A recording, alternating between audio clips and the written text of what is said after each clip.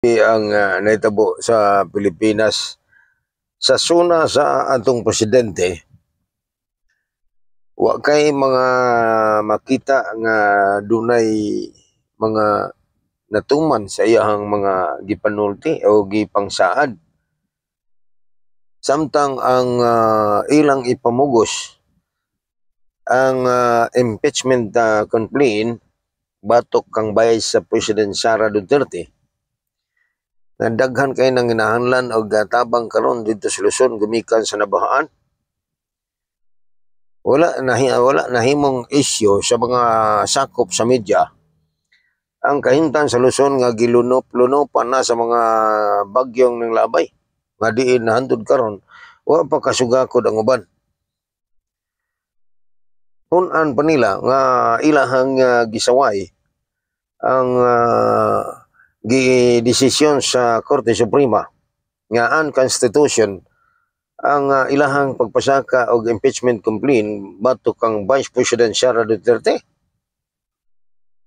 Nisamot pa nga ang si kanhi President Rodrigo Duterte ilang gisurrender sa Netherlands ug kini nagpasabot nga wala nay respeto sa ato ang batakang balaod sa nasod nga mao ang constitution. So dako kay insulto sa mga katawhan o sa Pilipinas, mga kaisunan, sa panghitabo karong panahon na. Plus ang desisyon sa korte gibinaboy pa og saway sa usa ka abogado nga di lang kumuhingaan nga ang Korte Suprema tuta ni Duterte.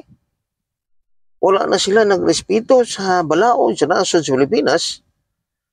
Og kini atong mabasihan gikan pa sa sinugdan nga ilang gisurrender si Duterte ngadto sa Netherlands. Nagpasabot nga walay gahom, walay kapasidad ang atong nasod nga moimbestigar. Plus karon ni pagawas og desisyon ang Korte Suprema nga unconstitution ang ilang planong pag-impeach ni Vice President Sara Duterte.